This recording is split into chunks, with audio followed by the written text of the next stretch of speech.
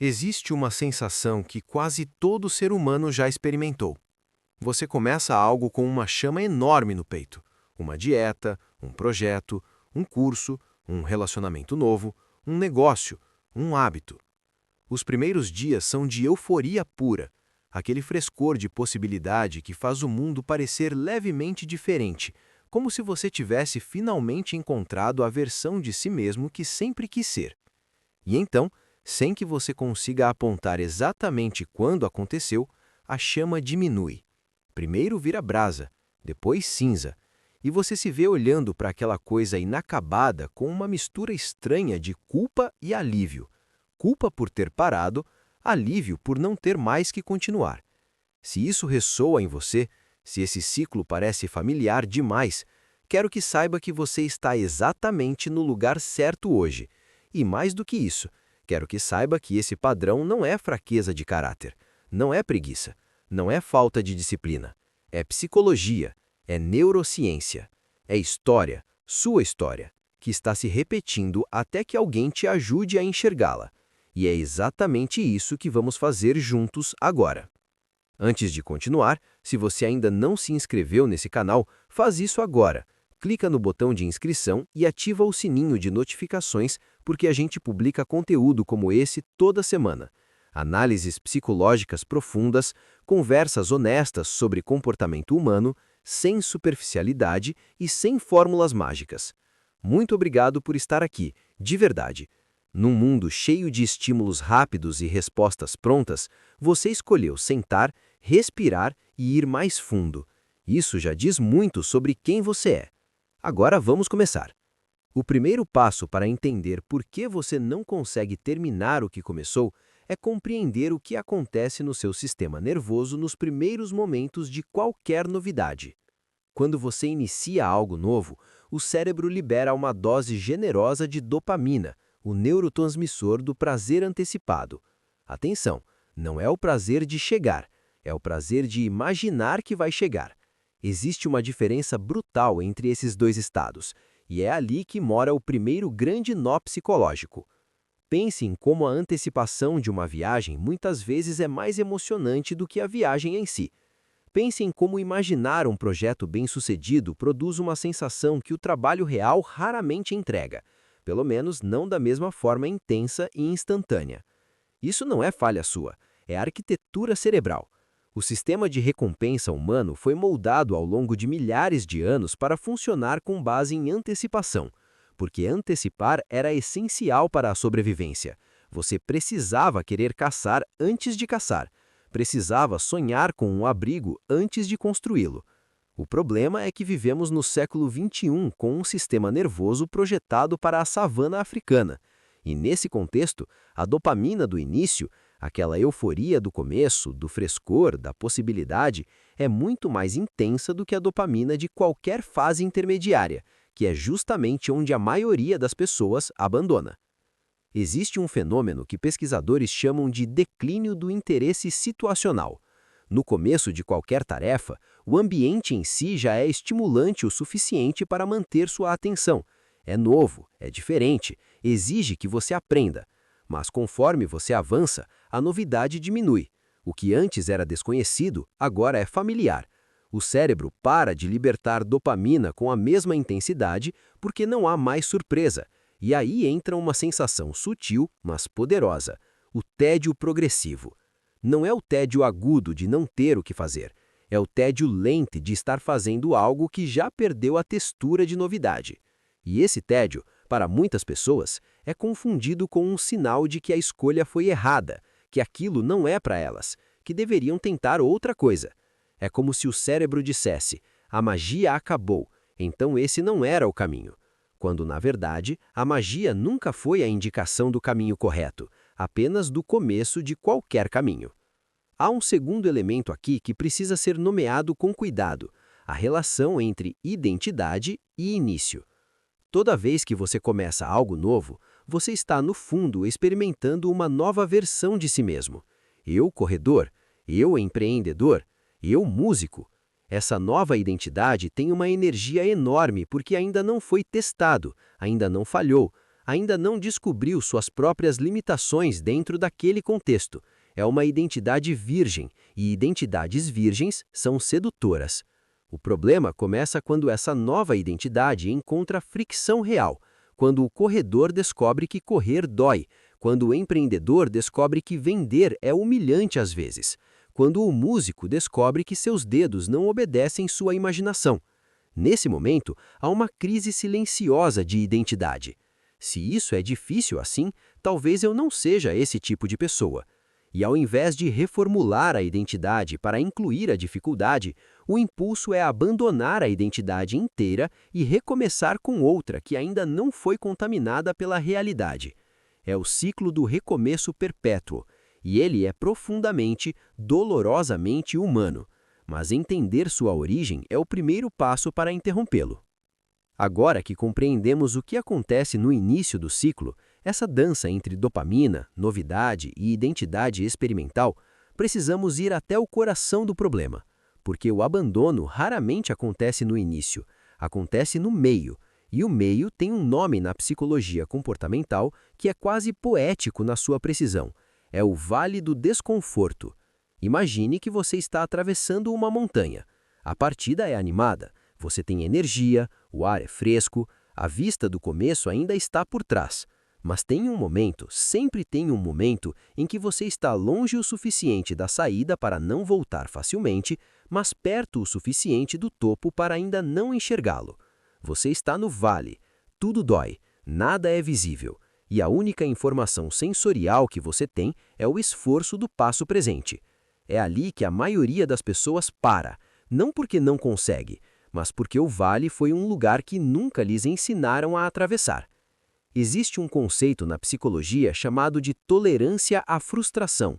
É a capacidade de continuar funcionando e avançando, mesmo quando a situação é desconfortável, frustrante ou ambígua. E pesquisas mostram que essa tolerância não é uma característica fixa de personalidade. Ela é aprendida, ou não aprendida, ao longo da vida.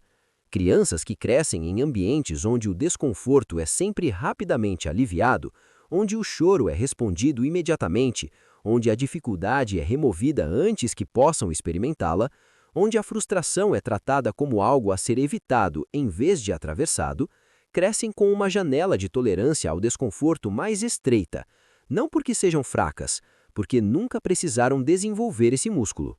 E aí, já adultas, se encontram diante do vale e interpretam o desconforto como sinal de perigo, como indicação de que algo está errado, quando na verdade é apenas o sinal de que algo está sendo construído. Existe também o papel devastador da comparação nesse processo.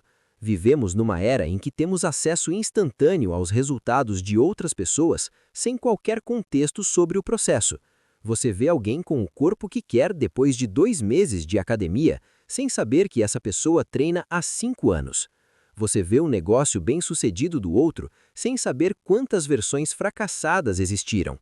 Você vê a relação bonita de alguém, sem ter ideia das conversas difíceis, das crises, dos momentos em que poderia ter terminado. E essa comparação faz com que seu próprio processo pareça anormalmente lento, anormalmente difícil, anormalmente imperfeito, quando na verdade o que você está vendo no outro é o produto e o que você está vivendo é o processo. Produto e processo são incomparáveis, mas o cérebro humano, especialmente sob estresse, não faz essa distinção com facilidade. Há um segundo elemento que precisa ser nomeado com cuidado: a pessoa que precisa de já para fugir do presente. Existe um tipo de pessoa que não aceita a lentidão do processo natural, porque a sensação de presente é desesperadora em si mesma.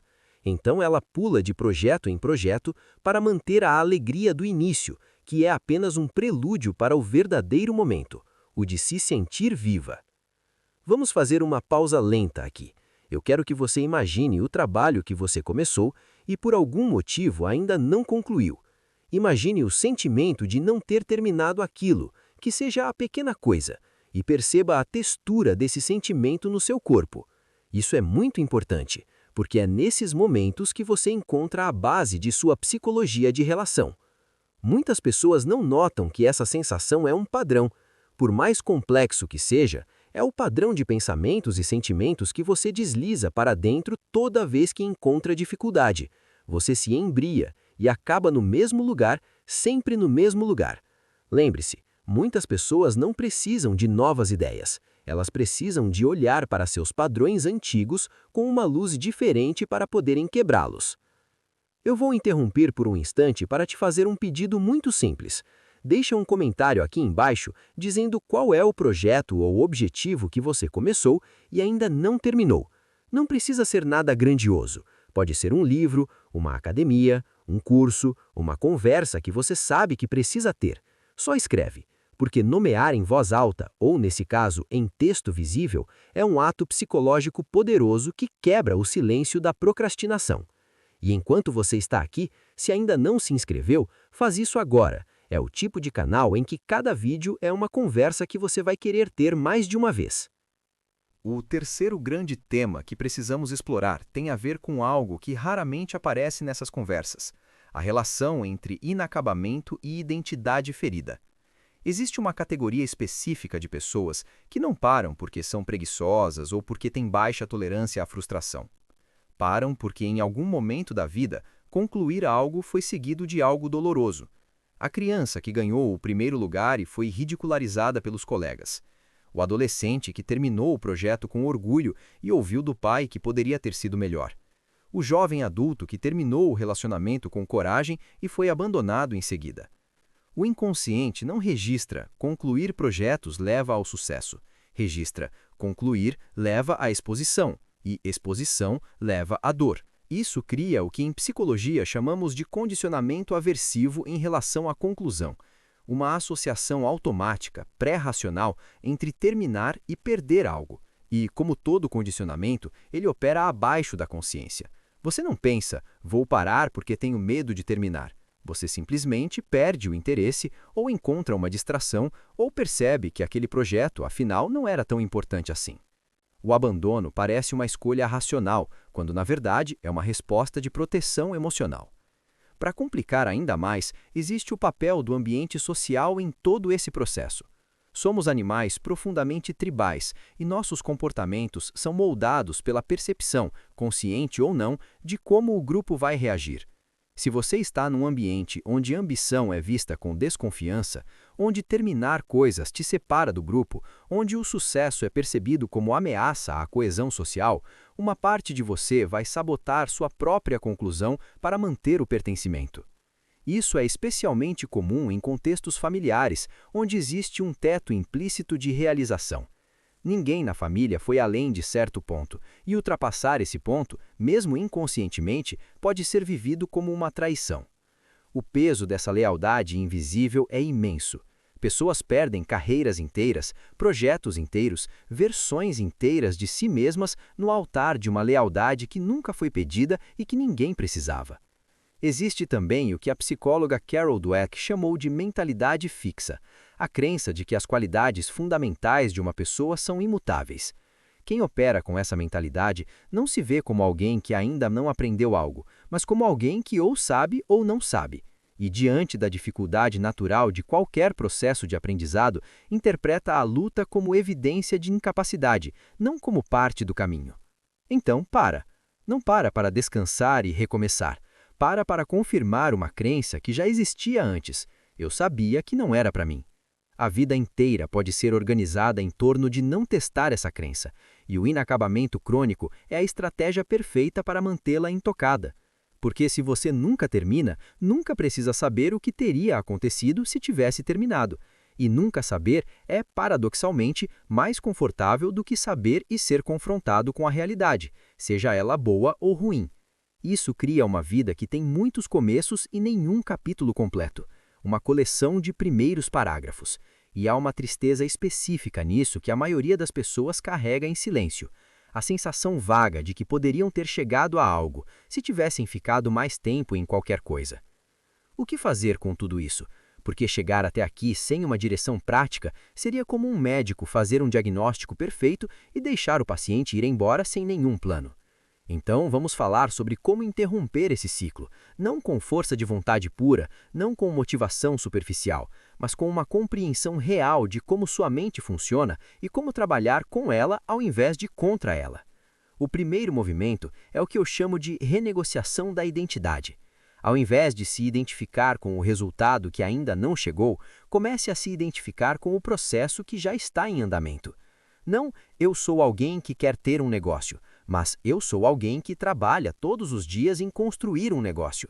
Não, eu sou alguém que deveria malhar, mas eu sou alguém que vai à academia, mesmo quando não tem vontade. A diferença parece sutil, mas é estrutural. A identidade ancorada no resultado é frágil, porque depende de algo que ainda não existe. A identidade ancorada no comportamento é sólida, porque está acontecendo agora. E quando você toma uma ação que contraria o que quer que esteja tentando criar, o custo não é mais falhei no meu objetivo, é agir contra quem eu sou. Esse é um motivador muito mais profundo. O segundo movimento envolve algo que os pesquisadores de ciência comportamental chamam de estruturação do ambiente. Nós superestimamos grosseiramente o papel da força de vontade e subestimamos o papel do contexto. Força de vontade é um recurso finito. Ela se esgota ao longo do dia, sob estresse, sob privação de sono, sob sobrecarga emocional. O ambiente, por outro lado, é relativamente estável e pode ser deliberadamente construído para reduzir a fricção dos comportamentos que você quer manter e aumentar a fricção dos que quer evitar. O atleta que dorme com o tênis de corrida ao lado da cama não está confiando na motivação matinal, está reduzindo a distância entre a intenção e a ação. O escritor que remove as redes sociais do celular durante as horas de trabalho não está dependendo da disciplina, está removendo os concorrentes da atenção. Pequenas mudanças físicas no ambiente têm impacto desproporcional na consistência comportamental. Terceiro movimento. Aprenda a distinguir desconforto de perigo. Essa é provavelmente a habilidade mais transformadora que qualquer ser humano pode desenvolver. O sistema nervoso humano não faz naturalmente essa distinção. Qualquer desconforto significativo ativa os mesmos circuitos de alerta que seriam ativados por uma tribo ameaçada. Mas na vida moderna, a maioria dos desconfortos que encontramos nos nossos projetos não são perigos, são apenas sinais de crescimento. A musculatura que dói depois de um treino pesado não está se destruindo, está se remodelando. A conversa difícil que precisa ser dita não vai matar ninguém, mas pode transformar um relacionamento. O pedaço do projeto que parece impossível não é impossível, é apenas novo. Treinar a mente para nomear o desconforto com precisão, isso é difícil, não é perigoso, muda completamente a resposta comportamental. Você não precisa gostar do vale, você precisa reconhecer que atravessá-lo é possível. Quarto movimento. Reduza radicalmente o tamanho das suas unidades de ação. Uma das razões pelas quais as pessoas abandonam é que as metas são muito grandes para o estado em que estão. Você quer escrever um livro, mas a meta diária é escrever 3 horas. Nos primeiros dias, isso funciona porque a energia é alta. Na terceira semana, quando a vida real entrou com força, 3 horas parecem impossíveis, então você não escreve nada. Mas e se a meta fosse uma frase por dia? Uma frase é absurdamente pequena, é também absurdamente difícil de não fazer. E uma frase por dia cria o hábito, mantém a identidade ativa e, surpreendentemente, frequentemente resulta em muito mais do que uma frase, porque uma vez que você começou, o fluxo tende a continuar. A neurociência chama isso de efeito do limiar de ativação. O maior obstáculo não é manter um comportamento, é iniciá-lo. Reduza o limiar e a continuidade se torna muito mais natural.